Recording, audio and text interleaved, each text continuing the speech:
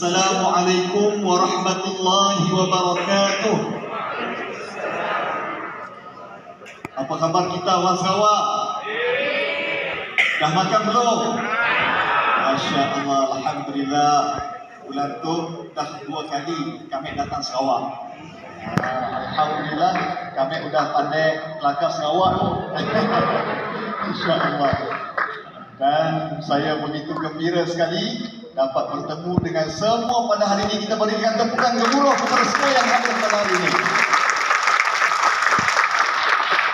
Sepatutnya malam ini yang bagi Datuk, saya seperti biasa Khamis malam Jumaat mengacarakan Forum Perdana Ehwal Islam TV1. Tapi oleh kerana ada program di Sarawak Kuching pada malam ini, saya cancel program Forum Perdana datang ke sini. Jadi sebelum itu saya ingin mengalu-alukan kehadiran tetamu-tetamu kehormat kita yang berhormat Datuk Dr. Abdul Rahman bin Haji Junaidi, Timbalan Menteri Pendidikan dan Telekomunikasi Sarawak. Tidak dilupakan kepada ayahanda saya, guru saya juga yang berbahagia Datuk Haji Bisnu bin Haji Taha selaku Yang Ketua Majlis Islam Sarawak. Tidak dilupakan kepada tetamu kita juga, iaitu Ustaz Haji Khalidi Haji Ibrahim selaku Setiausaha Majlis Islam Sarawak.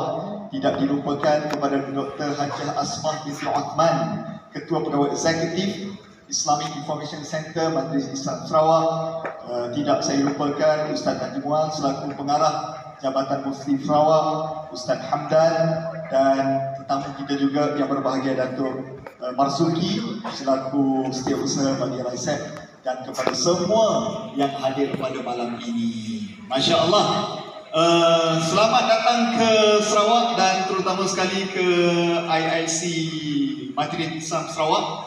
Sarawak ini bagi Datuk sebuah negeri terbesar dengan keluasan 145,450 km persegi, mempunyai 25 etnik, negeri mempunyai ramai pelbagai kaum etnik dan agama, namun hidup kerukunan beragama bersatu padu, dan bandar Kuching adalah bandar perpaduan. Mudah-mudahan terus dirahmati dan diberkati oleh Allah bersempena dengan hari kemerdekaan Sarawak juga, insya-Allah.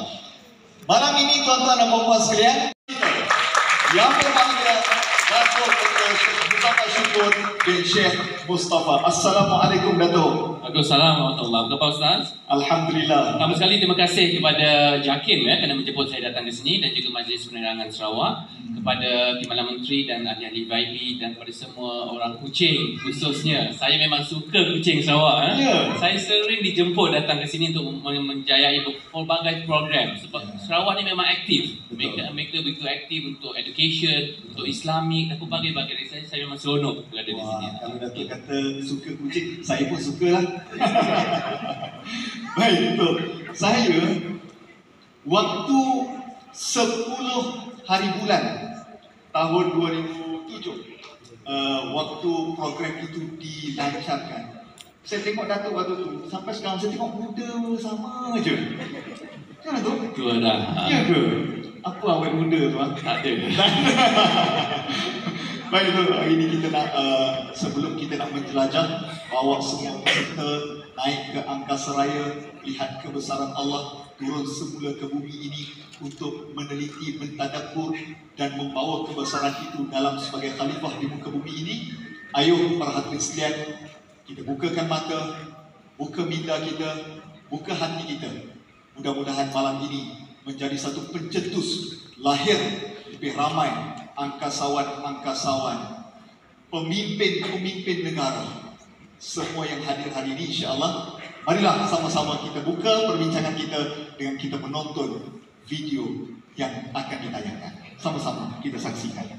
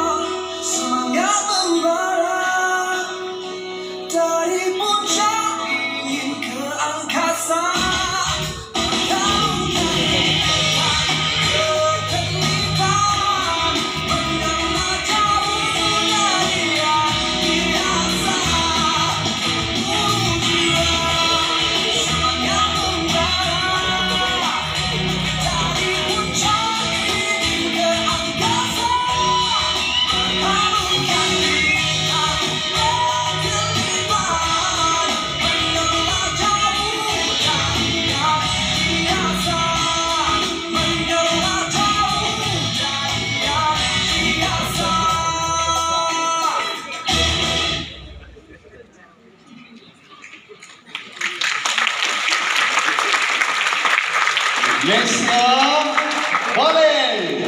Dreams are possible. Masya Allah. Itu kita saksikan 10 Oktober 2007.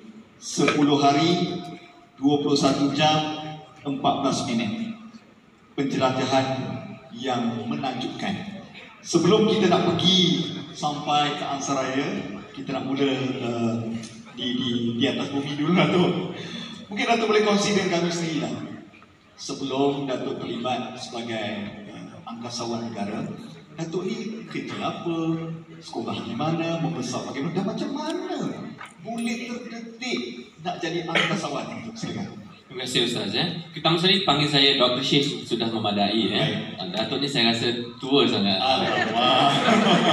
Okey, jadi saya bercita-cita nak jadi angkasawan sejak saya berumur 6 tahun lagi. Saya rasa ramai kanak-kanak di luar sana ingin menjadi angkasawan sebab mereka melihat Star Trek, Star Wars, Superman. Saya sering melihat ke langit-langit. Saya sentiasa bertanya kepada diri saya, apakah yang berada di luar sana? Ada tak kehidupan di luar sana? Jadi sentiasa perasaan ingin tahu tu sentiasa ada daripada kecil lagi. Tapi ketika itu masih kecil dan saya rasa macam mana dah seorang rakyat Malaysia yang mampu pergi ke angkasa lepas. Jadi saya tanamkan semangat untuk menjadi seorang doktor sebab saya memang minatkan subjek sains. Sains itu memang saya suka sangat.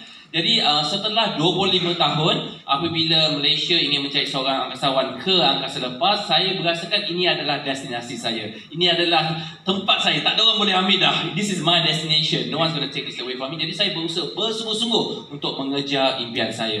Jadi ada 12,000 orang yang memohon untuk menjadi angkasawan ketika itu, dan ketika itu saya berasakan bahawa saya begitu yakin to be at least in the final 50 contohnya, sebab saya dah cuba lengkapkan diri saya untuk menjadi seorang angkasawan. Saya dah banyak membaca, banyak melengkapkan diri to have the right attitude and the right stuff. Itu penting sangat. Nanti kita akan kongsikan apakah ciri-ciri untuk menjadi angkasawan.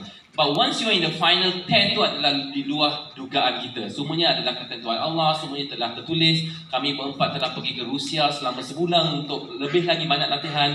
Orang Rusia memilih 2 orang lagi untuk meneruskan cabaran selama setahun. Cuma seorang sahaja dibenarkan untuk naik ke angkasa lepas. Jadi bagi saya angkasa lepas adalah segala-galanya. Ia adalah satu pengalaman yang begitu menakjubkan. Sesiapa yang menguasai angkasa lepas akan menguasai dunia. Kalau kosmonot, astronaut, taikonaut, angkasawan, kalau lelaki angkasawan, kalau wanita angkasawati. Orang Jepun sedang membina hotel di angkasa lepas. Daripada 2 tahun dari sekarang kita akan ada hotel di angkasa lepas. Anda boleh naik ke atas, melancong, honeymoon di angkasa lepas dan kembali ke bumi. So everything is about space. Space tourism juga telah dilancarkan oleh anda cuma bayar $100,000 sahaja selama 5 minit di angkasa lepas. Anda cuma naik 5 minit cuma $100,000 sahaja. Jadi makin murah. Pemergian menerokai angkasa lepas seharusnya diberi peluang kepada setiap manusia di muka bumi ini, kerana ia mampu mengubah persepsi kehidupan seseorang. Apa melihat bumi yang begitu kecil disebelungi oleh berjuta-juta galaksi di luar sana, kita berasakan bahawa diri kita ini sungguh kerdil. Kita hanya adalah satu titik iota saja. Dan sedih apabila manusia bergaduh, berwar, women dying, children, crying, climate change, banyak masalah-masalah yang ada di bumi ini. Seharusnya kita mencari jalan penyelesaian daripada pergaduhan di antara satu sama sendiri. Wah, maknanya sejak daripada umur 6 tahun dah ada cita-cita besar tu. Masya Allah. Ada yang bercita-cita yang masih sekolah lah, bercita-cita nak jadi angkasawan lah. Yang kalau dah umur 40 saya ramai Ustaz. Kita dah ada 550 manusia yang telah pun pergi ke angkasa lepas. Tapi cuma 10% sahaja adalah wanita. Tak ramai wanita yang pergi ke angkasa lepas. Rusia contohnya ramai. Russian are the first pioneer that went to space. Tapi cuma 3 wanita sahaja Russian yang pergi ke angkasa lepas. Kerana mereka berasakan women are too emotional when it comes to decision making in space. Tapi the Americans, mereka menghantar ramai wanita ke angkasa lepas. Mereka berasakan, dan saya juga berasakan, wanita ini sebenarnya adalah lebih hebat daripada lelaki. Kita dah kaji minda wanita. We have studied the women's brain. Dia sebenarnya adalah multitask. Mereka boleh melakukan pelbagai perkara pada satu-satu masa. Mereka boleh memasak, tengok TV, jaga anak, cakap telefon all at one time. Lelaki ni cuma ada boleh buat satu sahaja pada satu-satu masa. Kerana itulah pada tahun 2030 insyaAllah Malaysia berharap untuk menghantar seorang lagi rakyat Malaysia ke angkasa lepas. Kami berharap kali ini adalah seorang angkasawati, seorang rakyat Malaysia ke angkasa lepas. Saya tengok tu adik yang belakang tu, dia dah angkat tangan. Saya lah. Betul? Okey. Nanti kita doakanlah insya-Allah. Baik. Bila sebut angkasawan, saya ingat waktu saya sekolah dulu, Dr. Syed, kita diberi tugasan untuk melukis dan berwarna di dinding-dinding sekolah. Mural. Waktu itu kita melukis tentang kereta terbang, angkasa raya, dan kita tak tahu pun, hanya lukis saja. Tapi bila program ini sampai tahun 2007, kita rasa macam wah, excitednya kita nak lihat rakyat Malaysia untuk berada di angkasa lepas. Tapi yang tak ramai tahu adalah untuk masuk ke program itu memerlukan cabaran latihan pemilihan yang begitu ketat sekali. Boleh Datuk kongsi tak apa cabaran-cabaran dalam program angkasawan itu? Sebenarnya dah 16 tahun saya melepaskan angkasa lepas ya. Objektif utama program Angkasawan Negara adalah untuk melahirkan lebih ramai doktor, lebih ramai saintis, lebih ramai jurutera contohnya di masa-masa akan datang. This is the objective of the program of the Space Angkasawan Program. Jadi untuk menjadi seorang angkasawan memerlukan fizikal, mental dan psychological. Mata mesti tajam 6x6, telinga mesti peka, gigi tak boleh ada sebarang tampal langsung. Kenapa tu? Sebab tekanan di angkasa lepas begitu tinggi, ada kemungkinan kita punya tampalan gigi akan pecah. Alamak, saya tak boleh lah. Tak ada tampal gigi. Parut pembedahan juga tidak boleh ada pada seseorang ya, kerana tekanan di atas begitu tinggi, ada kemungkinan ia akan pecah dan sebagainya. Jadi kita kena kuat fizikal, mari kita kena sihat satu badan. Saya ingat lagi ketika pemilihan daripada 12,000 kandidat, kita bermula dengan larian 3.5 km di bawah 20 minit. Kita juga mempunyai cek mata, semua segala-galanya, CT scan, semuanya kenalah perfect sebelum dibenarkan untuk naik ke angkasa lepas. Dan juga mental adalah penting bagi saya. Saya berasakan kandidat semuanya adalah hebat-hebat belaka.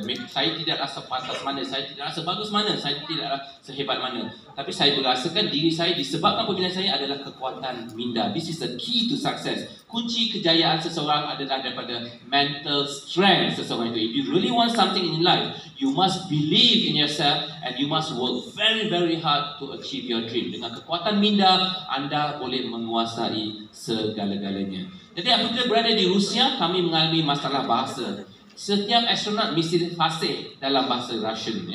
Because semuanya dalam bahasa Rusia. The nose, the button, semuanya kena bahasa Rusia. Jadi kita kena mahir dalam bahasa Rusia. Dalam masa 3 bulan saja kita kena fasih. Dan setiap bulan ada exam. Dan yang lebih mencabar apabila kami dicampakkan ke Laut Hitam Ukraine, di mana kami terapung-apung selama 3 hari di Lautan Hitam Ukraine. Kami dicampakkan ke Siberia, di mana suhu adalah -65 darjah Celsius, menggigil kesejukan. Kita kena terbang pokok setiap jam untuk memastikan badan ini sentiasa menghasilkan haba. Kita dicampakkan ke dalam centrifuge, sebuah mesin yang betul besar, dan dipusingkan sehingga ke tahap 12G, 13G, 14G untuk mengharungi segala tekanan apabila kami berlepas ke angkasa lepas. 9G bermaksud 9 kali berat badan, seolah menekan dada anda, memang tak boleh bernafas. Tapi saya percaya setiap manusia boleh dilatih untuk menjadi yang terbaik. Setiap manusia boleh dididik dan dilatih untuk menjadi angkasawan yang berjaya.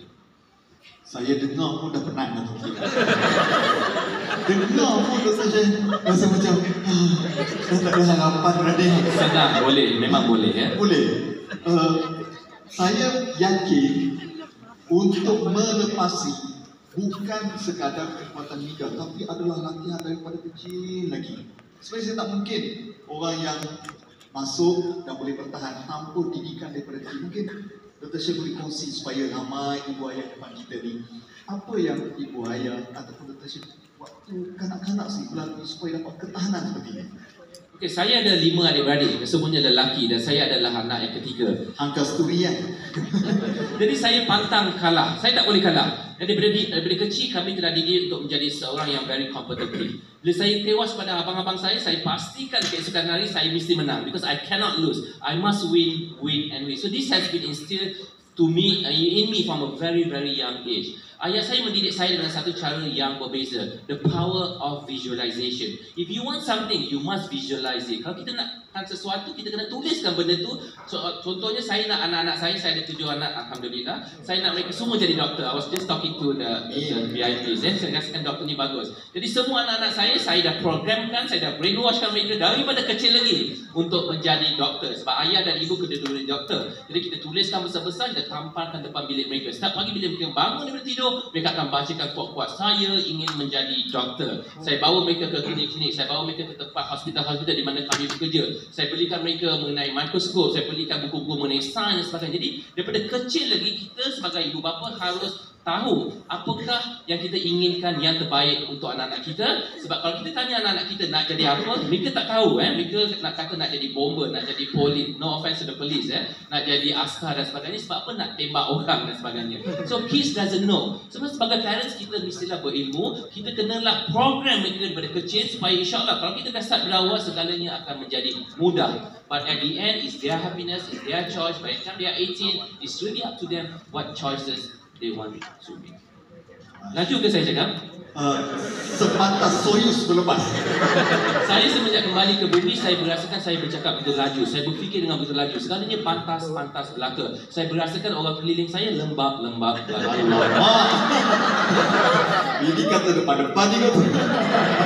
Oleh itu tuan-tuan dan puan sekalian, kita sedang mengikuti secara langsung public lecture bersama dengan saudara kita, sama ada melalui Facebook Live IC dan juga Facebook Live Jabatan Kemajuan Islam Malaysia JAKIM yang ada 160 jam. Saya nak tag isteri saya supaya dia tengok.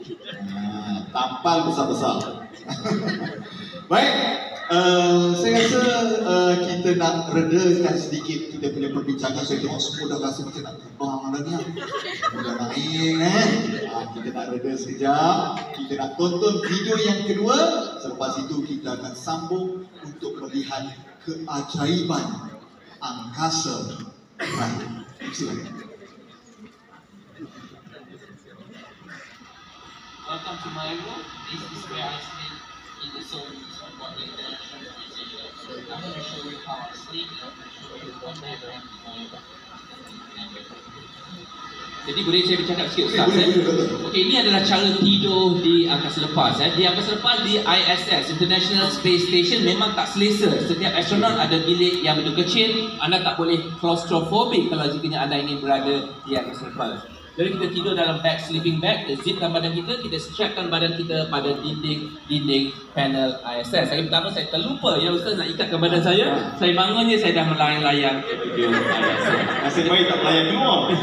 Jadi inilah cara kita tidur di angkasa lepas. Ketinggian saya bertambah sebanyak 10 cm ketika berada di angkasa lepas. Jadi kalau orang Kuching, orang Sarawak yang katil-katil tu, yang pendek-pendek tu, kalau nak tinggi, kita hantarlah mereka ke angkasa lepas. Kena lagi saya. 2 kali dah kena dia.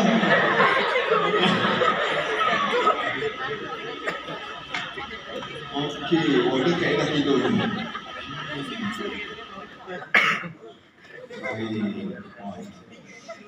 Malam ni kita cuba tidur macam ni boleh? Sebelum saya nak tanya soalan berkaitan dengan keajaiban, boleh tak Dr. Syed berkongsi dengan kami jadual harian berada di angkasa lepas? Berapa apa yang kita buat sampai itu? Silakan.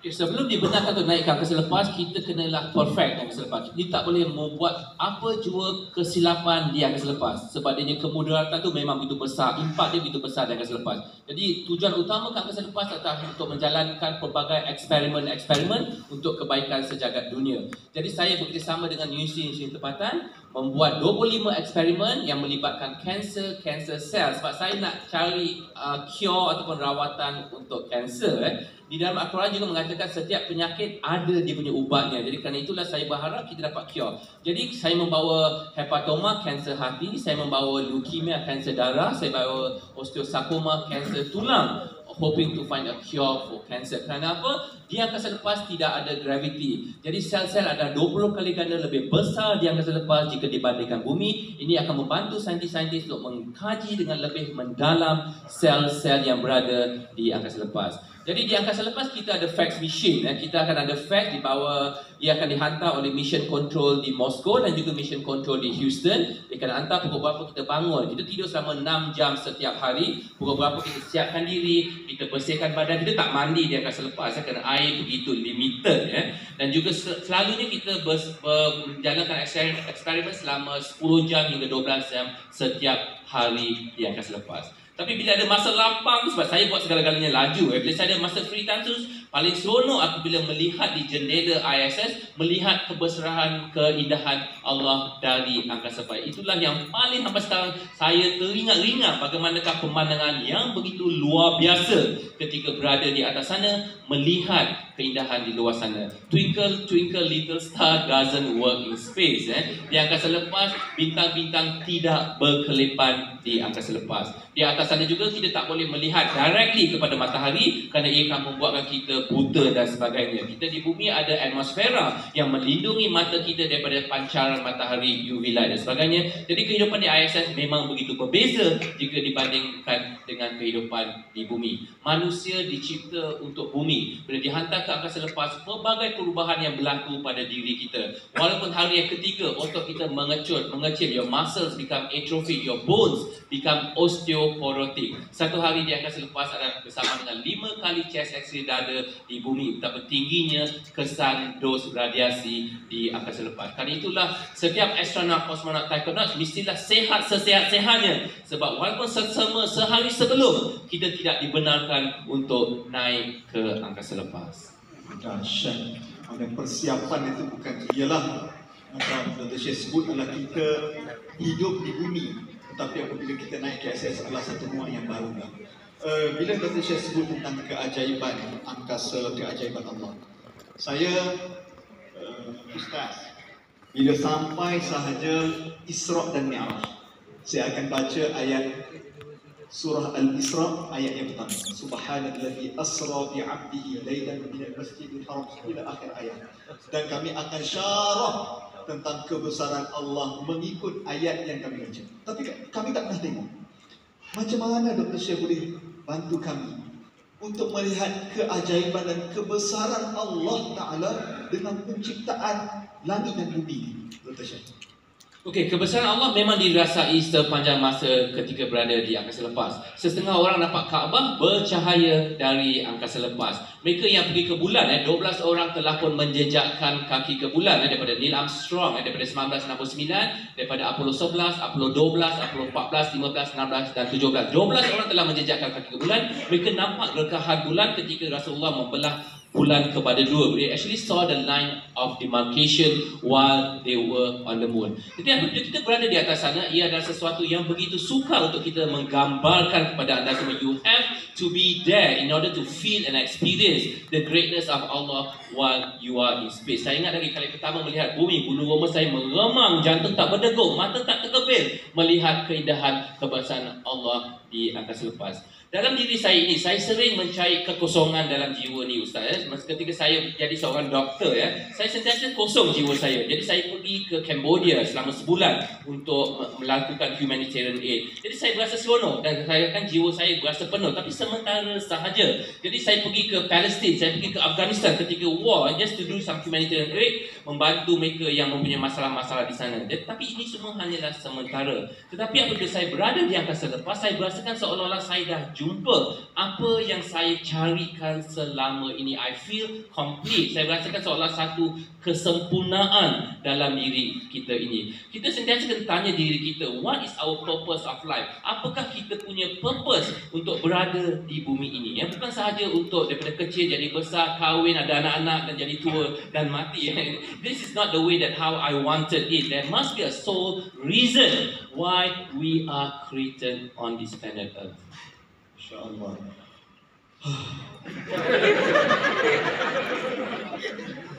Tuan-tuan, saya fikir kita kena ada ruang juga lah untuk penonton bertanya nanti dalam pusingan yang ketiga. Boleh?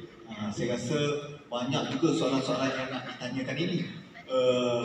Mungkin kadang-kadang soalan-soalan itu nakal betul budak-budak ni, Dr. Syed. Tadi dia tanya saya, dia kata, Ustaz tanya Dr. Syed boleh? Saya kata tak tergamak. Dia kata kalau kita duduk di atas tu, kalau nak buang air besar kecil, macam mana Dr. Syed? Kau ni tanya, saya tak payah. Memang tu soalan yang biasa sebab menunjukkan anak-anak tu berfikir macam mana kita buang air dan sebagainya. Okey, kita kena berhati-hati pertama sekali, Ustaz. Kalau tidak, dia akan terampung-rampung. Jadi kita gunakan vacuum suction, kita letakkan ke depan, kita letakkan ke belakang, pastikan dia melekat sekuat-kuatnya dan kita masuk melalui vacuum suction ke dalam tangki-tangki najis. Setiap 3 bulan, bekalan makanan, bekalan oksigen, bekalan air akan dibawa ke ISS, tangki-tangki najisnya akan dimasukkan ke dalam kapal kargo Soyuz dan dia kembali ke bumi. Bila dia memasuki atmosfera, dia akan disintegrasi dengan tersendiri. InsyaAllah, ini kali pertama kita tahu kaedah Pampers dibuat di angkasa lepas. Bila kita sebut tentang soal kebesaran Allah, kita sebagai khalifah diwajibkan kepada kita untuk solat di mana-mana, termasuklah ke ISS. Dan yang paling saya seronok bila Dr. Syed nak naik, JAKIM terpaksa buat bengkel untuk menyediakan panduan solat, panduan wuduk sebagainya. Boleh tak Dr. Syed kongsi kami macam mana nak semayang berwuduk angkasa lepas? Okay, pertama sekali terima kasih kepada JAKIM. Sebenarnya dah ada 12 orang Islam angkasawan yang telah pun pergi ke angkasa lepas. Saya adalah orang Islam yang ke-9. Tapi ketika itu tidak ada siapa yang tahu bagaimana beribadah di angkasa lepas. Sebab di angkasa lepas setiap 40 minit siang, setiap 40 minit malam, ISS bergerak dalam kelajuan 27,000 km per jam. Jadi satu hari kita mengelilingi bumi sebanyak 16 kali sehari, Ustaz. Kita orang Islam sembahyang mengikut peredaran matahari. Jadi kalau nak ikutkan, kita kena sembahyang 80 kali sehari di angkasa lepas. Pengsan kalau setiap 5 minit sembahyang sebagainya. Jadi pihak JAKIM Alhamdulillah telah berbincang dengan 2,000 ulama-ulama daripada seluruh dunia yang telah dalam masa 2 tahun untuk menghasilkan satu fatwa untuk bagaimana beribadah di angkasa lepas. Kita masih sembahyang 5 kali sehari mengikut waktu di mana kita dilancarkan. Maksudnya kita masih sembahyang subuh, maghrib, zuhur, asar dan isyak mengikut waktu Kazakhstan. Sebab saya dilancarkan dari Kazakhstan. Nak ambil air sembahyang macam mana? Kita diajar bertayamum, menepuk dinding sebanyak 2 kali walaupun tiada debu. Tepuk sekali sapu muka, tepuk sekali lagi, menyapu kedua-dua belah tapak tangan. Menghala ke kiblat, menghala ke bumi sudah memadai. Tak payah kita nak cek kiblat kat mana dan sebagainya. Tapi bila nak semayang tu tak boleh sujud lama-lama. Kalau kita sujud lama-lama, kita mula terapung-rapung di angkasa lepas. Tapi bila saya balik kembali ke bumi, Ustaz, saya berasakan fatwa ni, saya nak memperbetulkan fatwa ni sebenarnya. Saya dah beritahu JAKIM beberapa kali dah, masih lagi belum dapat keputusan lagi. Kita kena semayang bukannya daripada waktu di mana kita dilancarkan, tapi kita kena semayang mengikut waktu Mekah sebenarnya. Sebab Mekah is actually the center of the universe, the center of the gravity di tengah-tengah paksi bumi. Contohnya kalau kita ada 2 orang Islam di angkasa lepas, seorang dilancarkan daripada Kazakhstan, seorang dilancarkan di Houston, mereka akan semayang pada waktu yang berbeza. Jadi kerana inilah kita nak betulkan. Kerana itulah selepas saya astronot daripada Dubai, astronot daripada Saudi, mereka ni semuanya sembahyang mengikut waktu Mekah. Mungkin sebab mereka hampir kepada Mekah ketika, tapi itulah yang sebaik dan sebetulnya yang sepatutnya. InsyaAllah ini satu input yang baik kerana fatwa dan syariah di dinamik mengikut situasi, tempat dan waktu. Ini satu ilmu baru juga kepada orang agama, bagaimana kita nak membuat hukum mengikut situasi dan waktu. Waktu saya kecil-kecil dulu, Dr. Syed, selalu orang kata bila kita naik ke angkasa lepas, kita akan nampak Mekah sahaja bercahaya. Wah, ini pemikiran saya dulu. Betul ke, Dr. Syed?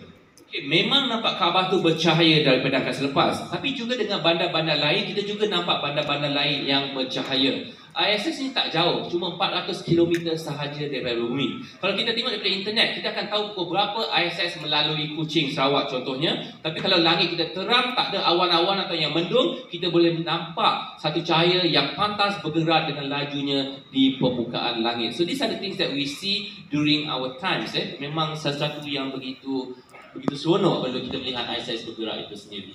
Wah, maknanya kita boleh nampak planet-planet lain pun boleh nampak tak? Tidak terlalu jauh, tapi kita banyak gunakan equipment di atas sana untuk mengkaji bumi dengan lebih mendalam. Sebab kita boleh nampak pelbagai perkara. Contohnya kita boleh nampak kebakaran, kita boleh nampak earthquake, kita boleh nampak tsunami, kita boleh nampak thinning of the ozone layer dan sebagainya. So banyak gambar-gambar yang diambil daripada angkasa lepas dan kita hantarkan ke bumi untuk membuat kajian yang lebih mendalam. Satu perkara Dr. Syed saya nak sentuh juga adalah kebanyakan angkasawan yang naik ke atas itu, kebanyakannya juga adalah non-Muslim. Ada tak ketika mana mereka naik, mereka dapat hidayah ataupun mereka melihat kebesaran Tuhan yang mereka cari? Ramai daripada mereka yang berada di angkasa lepas telah mengubah persepsi mengenai kehidupan. Kebanyakan dari mereka, khususnya mereka yang berkristian, mereka lebih menjalankan kerja-kerja amal, kerja-kerja ketuhanan apabila mereka kembali ke bumi. Ada yang mengatakan Neil Armstrong masuk Islam dan sebagainya, tapi itu tidak benar. Kerana saya sendiri telah bertanyakan Neil Armstrong, betul ke you masuk Islam? Which is not true sebenarnya. Tapi memang apabila ramai yang berada di atas sana, mereka telah melihat sesuatu yang begitu berbeza.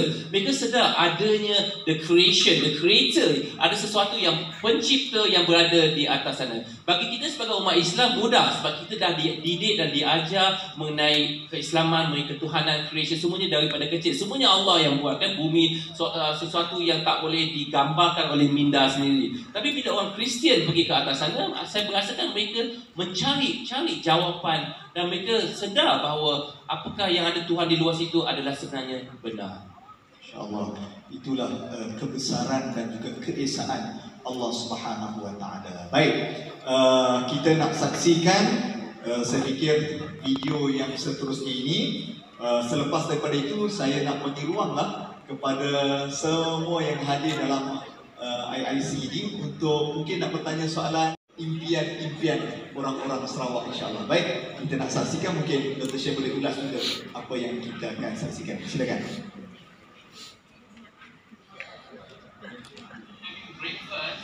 Okey, kita ada pelbagai jenis makanan di angkasa lepas. Ramai ingatkan kita makan pil-pil di angkasa lepas, which is not true. Okay, this is how we do our breakfast. Kita ada coffee, kita ada tea, kita ada hot chocolate dan sebagainya. Semuanya dibuat dalam bentuk vacuum pack, dalam paket-paket minuman yang vacuum pack. Jadi kami telah diajar menekan beberapa butang, air panas yang keluar dan masuk ke dalam paket-paket minuman, dan kita minum menggunakan straw di angkasa lepas. Tak boleh guna gelas, Ustaz, sebab kalau kita tuang air ke dalam gelas, di dalam keadaan microgravity, buih-buih akan terbentuk dalam microgravity ataupun ISS tersebut. Rasa sama ke? Rasanya berubah. Your taste bud changes in space. Setengah makanan yang you suka di bumi, you tak suka di angkasa lepas. Sebab dia mengganggu pergerakan darah ke lidah kita. So this is my breakfast. Normally saya makan peanut butter and biscuits in space. Kita kena jaga biskut kita, kalau tak dia akan hilang. Kita makan pun, makanan tu akan terapung-rapung dalam perut kita selama 2 hari, dia akan terapung-rapung dalam perut kita. Jadi kita sentiasa berasa kenyang dan we feel bloated the whole time that you are on space. Jadi yang melekat kat meja-meja itu semua kita gunakan velcro. Velcro ni sebenarnya dia akan melekatkan semua peralatan-peralatan yang ada pada dinding dan juga pada meja-meja tersebut. Kita ada oven, kita boleh panaskan makanan kita di situ. Kita ada ayam, kita ada daging, kita ada sayur, kita ada ais krim di angkasa lepas. Jadi makanan-makanan itu semuanya akan dipilih oleh astronot-astronot tersendiri. Mestilah 3,500 kalori untuk setiap astronot dan akan dibawa ke angkasa lepas. Jadi sebagai rakyat Malaysia, amat penting untuk saya mempamerkan budaya Malaysia ke angkasa lepas. Jadi saya bawa sate ke angkasa lepas, saya bawa nasi biryani, tapi nasi biryani dalam bentuk berkanji, sebab kalau dia akan berterbangan dalam bentuk ketupat. Kita bawa ginger, kita bawa apa lagi, kita bawa a few things untuk meraihkan makanan Malaysia di angkasa lepas. Wow. Macam ni raya lah kan? Dia tahu, Masya Allah. Jadi ini satu pengalaman yang sangat menakjubkan, walaupun rasanya berubahlah mengikut keadaan sebagainya. Baik, kita nak bagi ruang kepada anak-anak belia-belia siapa sajalah yang ada di Dewan ini, ataupun bagi mereka yang sedang menonton di Facebook Live, boleh juga tuliskan pandangan ataupun soalan anda. Nanti saya tinjau-tinjau di ruangan komen untuk bertanyakan kepada Dr. Syed. Baik, saya nak ambil soalan pertama, silakan. Okey, baik. Assalamualaikum. Salam. Nama saya Nadira. Nadira. Saya daripada student daripada UiTM Sarawak, Mukah. Okey. Alhamdulillah, thank you to Allah, and I have the opportunity to be here today. And I have 3 questions actually. The first one is, do people age differently in space? And if so, how does aging in space differ from aging on Earth? And my second question is, has there ever been an emergency when you are as an astronaut? And then my third question is, can I take a picture with you? Boleh Nadira, boleh ya. Macam mana tu? Kita nak buat lepas ni mungkin tahan saya bila saya turun nanti Kalau Dr. Syed turun habis, dan tak ada dah program tanya soalan. Semua jadi program tangkap gambar. Okay, Nadira, I'm not sure whether I remember your questions, but let me try to bring it up. The first one is, everyone is friendly in space. Kita semua, we've been trained together for a year before we are allowed to go to space. Even my crew member, there's 3 people that can fit in the Soyuz. Kalau seorang sakit, seorang demam, the whole crew tak dibenarkan untuk naik ke angkasa lepas. So you kena kenal in and out of your crew members, in and out. They're all very friendly. In fact, nak semayang semua, they truly respect your religion. We have no problems or no qualms whatever if you want to pray in space. And do we age in space? I feel that you age slower in space compared to Earth. But I was there only for 10 days, so it doesn't really have a big impact on my age when I was up there or when I was down. Soalan yang kedua tu apa, Ustaz? emergency. So far, the astronauts are very healthy. Yeah? So far, we do communicate with our flight surgeons every day. So kita kena check kita punya blood pressure, kita kena check kita punya pulse, BP dan sebagainya. But in case if there is any emergency, we can actually communicate with the flight surgeons. So far, we have yet to have any major incidents while we are in space. Sebab itu dia kena sihat supaya tidak ada apa-apa emergency. I was just thinking, Ustaz, kalau ada kematian contohnya berada di angkasa lepas, so far we have yet, I probably buangkan mayat tu di luar angkasa lepas ketika itu, and just let it be macam tu. Ya. Probably, ya. Tak jadilah. Tadi kau nak himpun duit. Tapi memang betul pun kalau di kapal laut dan kita turun kapal, oh dia buang kan? Masya Allah, di mana di bumi kata Jadi itu adalah satu, tapi tidak pernah berlaku. Belum pernah berlaku any major incident sebab semuanya mengikut schedule. Semuanya kita communicate a lot daripada mission control di Moscow dan juga di Houston. Tengok itu teratur persiapan yang dibuat. Okey, thank you very much Nadira. Soalan yang sangat baik. Cek sound. Atas ke Ustaz? Atas, okey. Wah. Ya, Assalamualaikum semua. Saya ada satu Namanya? ada tak bagi kriteria untuk yang untuk seperti Datuk lah. Nama saya Halim Mustafa. Nak bagi soalan lah, apa kriteria untuk jadi angkasawan? Sebab dah bagi macam perempuan je lah boleh kan. So apa kriteria yang boleh angkasawan? Okay, mungkin kita dah sentuhkan tadi apakah kriteria untuk jadi angkasawan. Okay, mengenai umur, the best age to become an astronaut is when you are around 35 to 45 years old. But it really doesn't matter. Sebab orang yang paling tua pergi ke angkasa lepas adalah John Glenn ketika berumur 76 tahun. The youngest astronaut who has gone to space was actually German Tista when he was at the age of 22. Tak mengapa, umur tak mengapa. But the criteria yang penting, you must have the right attitude and the right style. Saya telah mengkaji ramai astronaut di luar sana ketika saya berlatih bersama mereka. Mereka semua mempunyai ciri-ciri yang sama. They are very positive, they are very talented, they are multitask, they are multi-purpose, they are fearless. Tidak mempunyai sebarang perasaan takut langsung. Saya dulu takutkan ketinggian. Jadi setiap 3 bulan, saya akan pergi bungee jumping, lompat daripada bangunan, lompat daripada jambatan dan sebagainya untuk menguasai perasaan takut saya. Jadi you must be fearless. Kita cuma takut kepada Allah sahaja. You must take the risk bila anda pergi ke angkasa lepas. Semuanya telah tertulis. Contohnya like my younger brother passed away, meninggal dunia ketika saya berada di angkasa lepas. Itu menunjukkan walaupun kita berada di risiko yang lebih tinggi, sebenarnya semuanya telah pun tertulis. So it doesn't really matter. You must let it go. You must let it be. Whatever it be, will be. Inilah praktikal kekuatan dalaman itu kan. Kadang-kadang kita ni boleh bercakap tapi nak melaluinya tu. Baik, kita ada satu soalan lagi. Okey, silakan. Assalamualaikum warahmatullahi wabarakatuh. Alhamdulillah wassalatu wassalamu ala Rasulillah wa ala alihi wa sahbihi wa ala. Yang berbahagia Dr. Syekh Mustafa Syukur, kekanda Ustaz hari ini. Saya ada satu soalan, mungkin dari sisi yang lain. Namanya apa tu? Nama Wan Muhammad Mujahid bin Wan Alwi. Jadi soalan saya mungkin dari sisi yang berbeza. Mungkin tadi kita berbicara tentang langit, mungkin kali ini kita berbicara tentang bumi. Saya melihat Dr. Syekh Mustafa Syukur sebagai seorang figura yang mungkin sebelum ini dia pernah menjelajah ke langit dan sebagainya.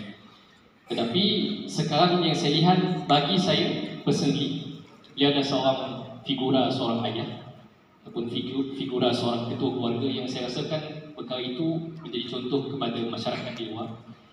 Dan satu penjelajahan beliau yang lebih hebat daripada beliau menjelajah ke langit.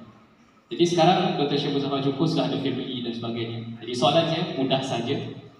Kalau diberi 2 pilihan, adakah Dr. Syekh Mustafa Syukur akan pergi ke langit ataupun stay di bumi bersama dengan keluarga? Terima kasih.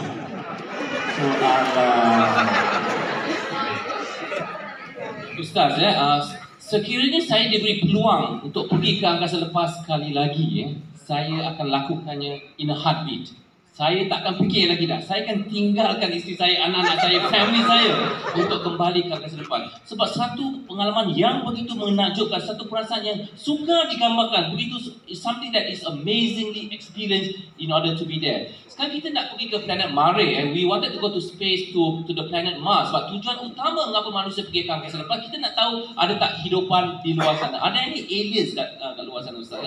Saya nak tanya Ustaz dan Ustaz-Ustaz di sini, nak tanya Jakib, apakah kandungan dalam Al-Quran yang mengatakan ada tak kehidupan lain di luar sana selain daripada jin, syaitan dan sebagainya? Are there any aliens on other planets? So now we want to go to Mars. Sebab kita berasakan adanya kehidupan di planet Mare. And maybe it's not a green thing dan sebagainya. Maybe it's more of a microorganisma contohnya. Kita dah hantar rover ke planet Mare. Kita dah jumpa air di planet Mare. Kita dah jumpa carbon di planet Mare. So this is the real reason why we go to Mars. It's a one-way trip. Pada tahun 2025, mereka akan menghantar manusia ke planet Mare on a one-way trip. 5,000 orang telah pun menyahut cabaran untuk pergi ke planet Mare on a one-way trip and not coming back. Ya?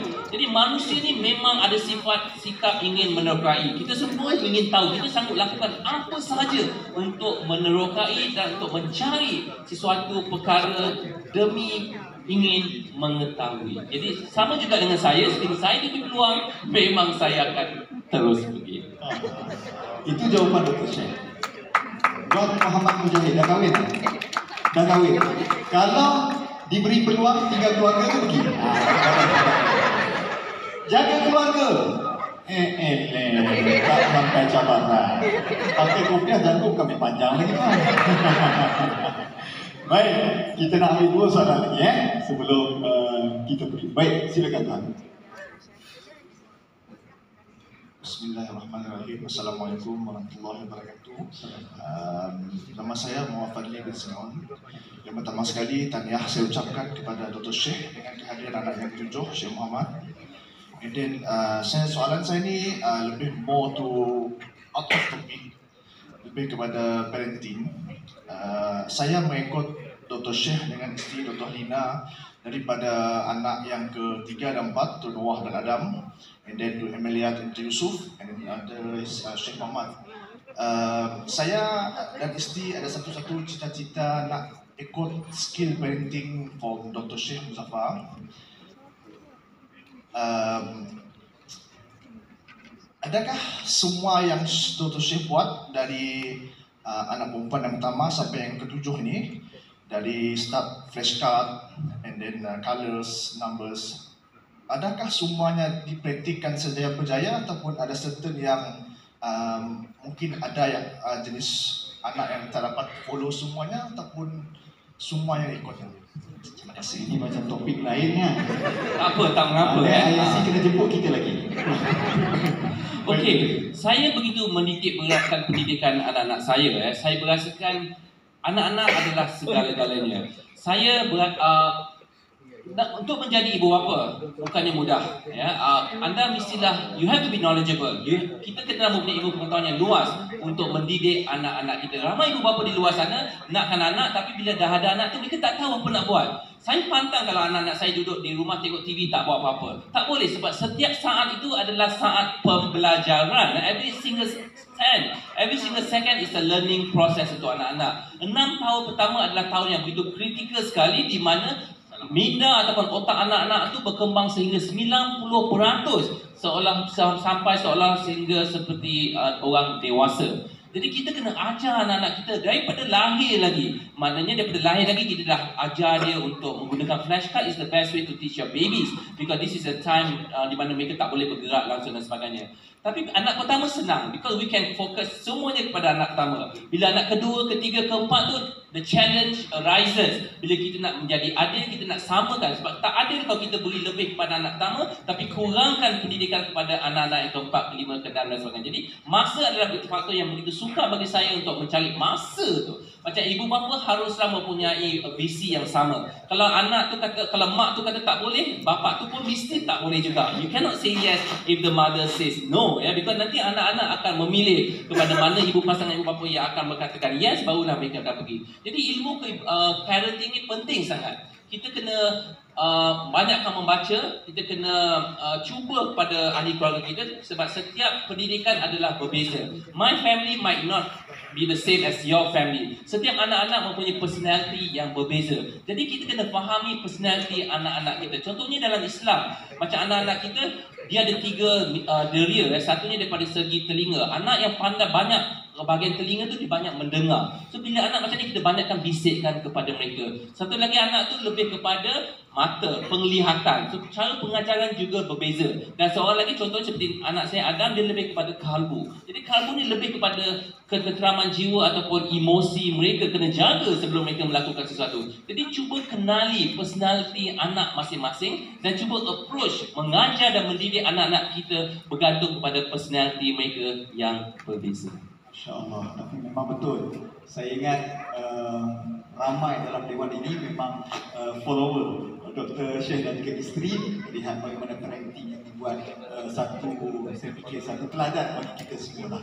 Saya nak ambil soalan terakhir ni, boleh tak kalau ada anak-anak yang di peringkat sekolah, saya nak dengar lah impian dan suara mereka. Yes, saya nak ambil adik tu dengan adik ni, dua, boleh? Kita nak dapat suara anak-anak Sarawak. Silakan. Adik lah. Tolong bantu bagi mikrofon. Pada body dia memang bakal angkasawan. Angkasawati. Angkasawati. Baik, silakan adik. Assalamualaikum. My name is Aisyah Izzati Binti Zamri and I have 2 questions to ask you. My first question is, how do you communicate in space? Like, how do the call from the space connect back to the one on Earth? How do they get the connection? That's my first question. And for the second question, you did mention a one-way trip to Mars, where there's 5,000 people being sent to Mars, right?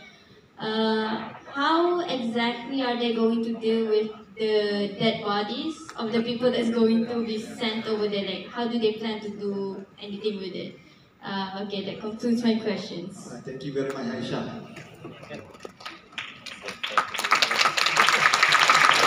Okay, terima kasih Aisyah. Okay, how do we communicate with the people on Earth from the International Space Station? Apabila kita melalui Malaysia, kita akan boleh berkomunikasi menggunakan ham radio selama 10 minit ketika saya berada di angkasa tempat. Jadi saya banyak berkomunikasi bersama pelajar-pelajar di planetarium ketika itu apabila melalui Malaysia selama 10 minit. Kita juga ada internet. We get our satellite internet daripada satelit daripada atas.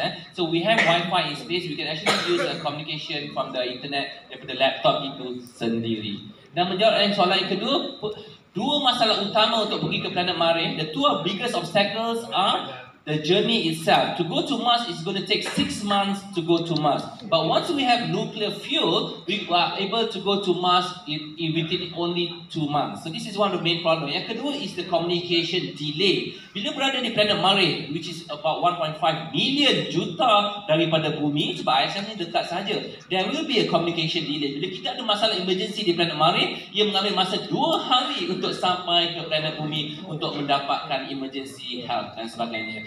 But so far we have no plans what happens if there are bodies on Mars. We have yet to discuss all these internal problems if we get to Mars. Yeah, Aisyah, Thank you very much. Suka Aisyah kasi jawab soalan tu kan. Malam ni dia Niki Dr. Syekh dah rasa. Okey, yang terakhir. Ada tak yang pelajar-pelajar sekolah lah saya nak. Okey, ada di atas satu. Alamak, ni macam dah tak sekolah dah ni. Ada tak anak kecil? Saya nak menyantuni mereka. Kalau tak ada, baru saya bertemu. Abang, saya sekolah lah. Sekolah tu? Awak sekolah menengah Oh, sekolah menengah. Okey lah, boleh lah. Tak ada ni. Macam dah kahwin lah ni. Silakan. Assalamualaikum. Nama saya Muhammad Ashraf dan saya dari Sekolah Menengah Al-Amin Kuching. Okey. Saya sebenarnya ada 4 soalan. 4 soalan? Alamak. Pilih dalam 4 satu yang paling nak tanya. Kalau 4 mungkin kita akan habis jam 11.30. Tak ingat soalan je lah.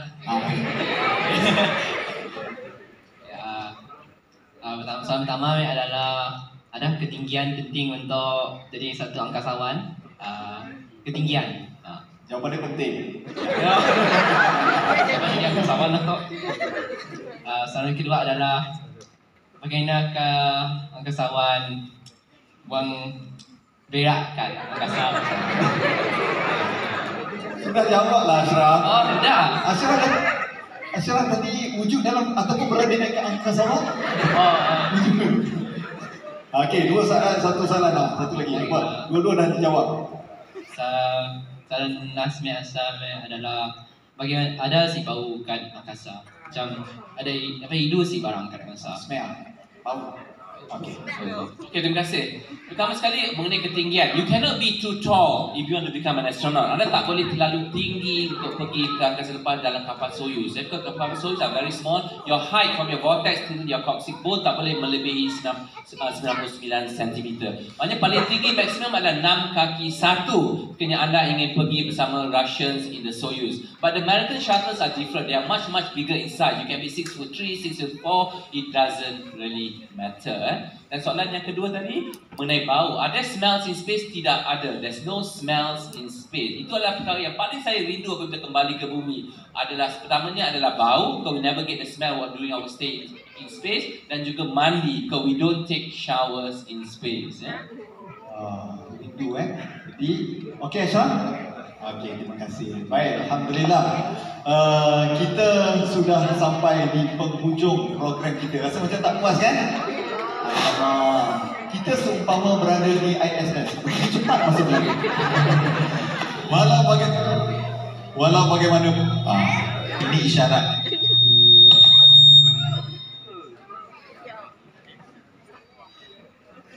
Okey. Baik. Sebelum kita nak melakukan tirai, saya ingat ada dua perkara yang saya fikir penting untuk kita pasapkan, kerana penganjur IIC dan juga Majlis Islam Sarawak bukan sekadar membawa seorang angkasawan bercerita tentang journey sahaja, tapi paling penting adalah menggerakkan hati, naluri dan semangat. Saya nak pecahkan soalan untuk anak-anak dan ibu bapa. Saya nak mulakan dengan anak-anak dahulu. Majoriti rakyat Malaysia, dia mempunyai hati yang kecil, tidak berjiwa besar, takut kepada kemudahan diri sendiri. Nak keluar daripada Sarawak, belajar di tempat lain, tak pernah pergi, jadi kurang yakin kepada diri. Termasuk saya juga. Kalau kita nak keluar negara, kita rasa macam aku tak mampu. Bagaimana Dr. Syekh nak hembuskan semangat kepada semua anak-anak? Yakin diri, boleh, dan kita mampu bersaing dengan siapapun, dan kita hanya takut hanyalah kebesaran Allah. Silakan Dr. Syekh. Terima kasih Ustaz. Ini sebenarnya bergantung pada umur anak-anak tersebut.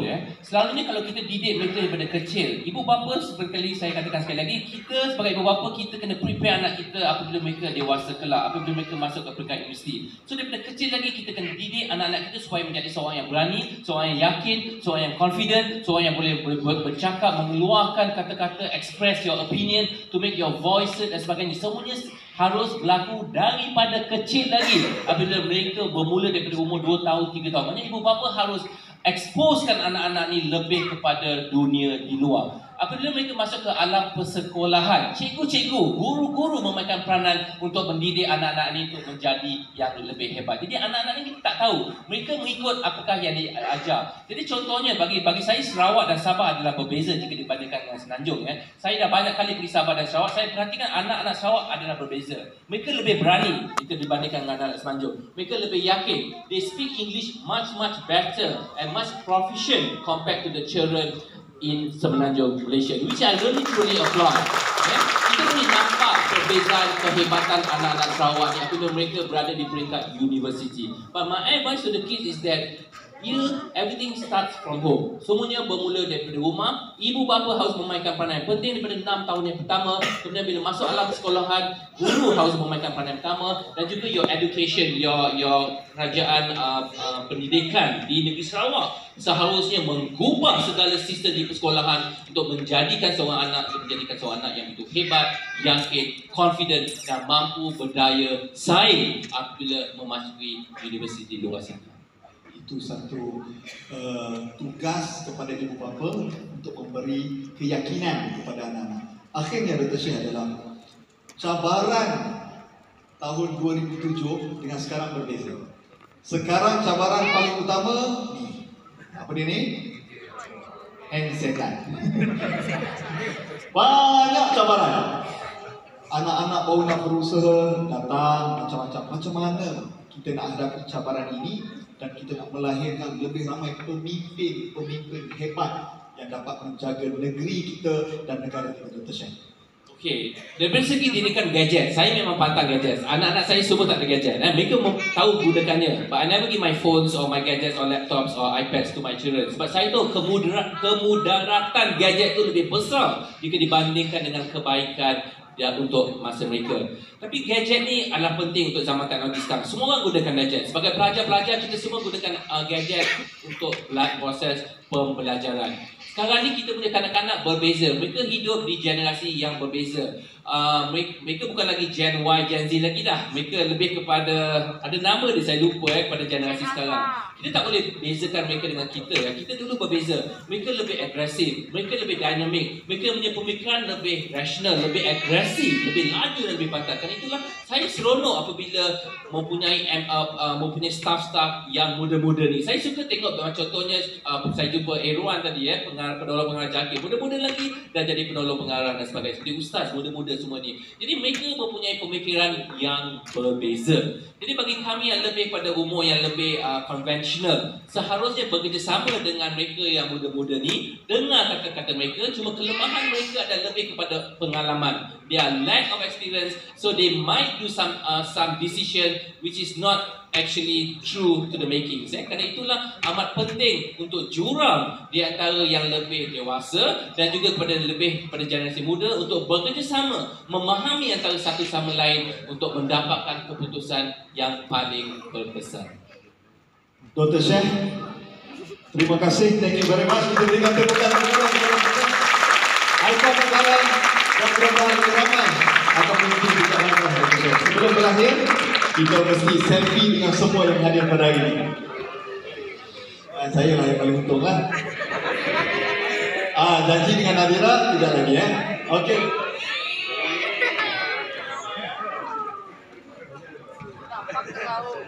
Okey, thumbs up ataupun mini love.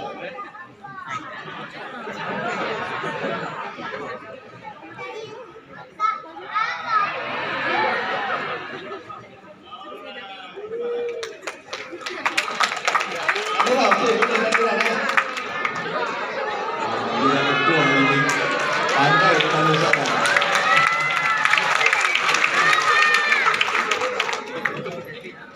Saya belum jadi kekurangan.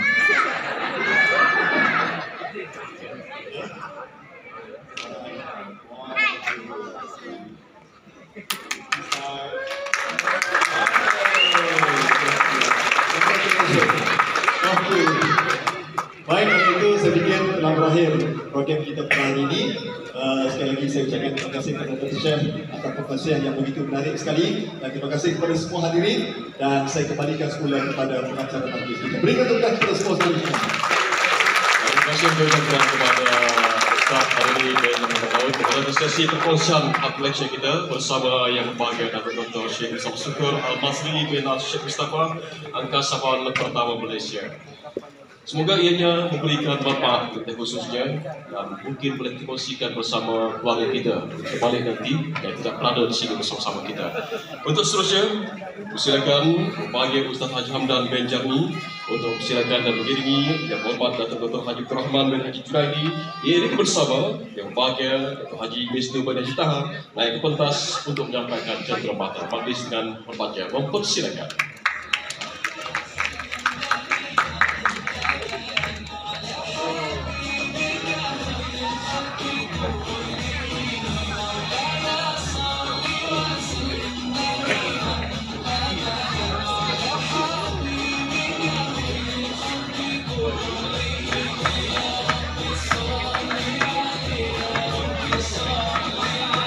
Baik, sebagai tanda ucapan penghargaan dan terima kasih, silakan yang berhormat Datuk Dr. Rahman menyampaikan cenderamata kepada yang berbahagia Datuk Dr. Syekh Mustafa Syukur Al-Masri. Dipersilakan.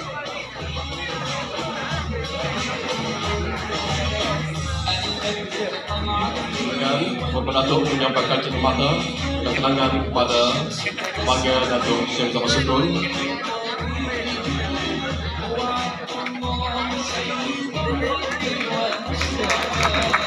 Seterusnya dipersilakan Bapak Datuk untuk menyampaikan cerita kepada moderator kita, Ustaz Hariri bin Muhammad Daud.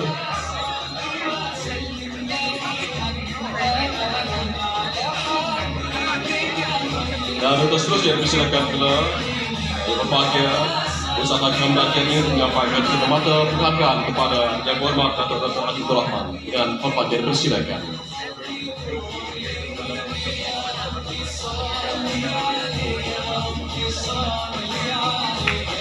Baik, Yang Berhormat Datuk, ini keutamaan kita untuk bersama Datuk Syekh dan juga Datuk Hairi dan sebagainya untuk permintaan daripada semua yang berada dalam dewan ini untuk sesi fotografi. Yang kita persilakan untuk sama-sama untuk sesi fotografi bersama peserta kita yang berada dalam dewan ini, mungkin ada di bawah saja. Silakan.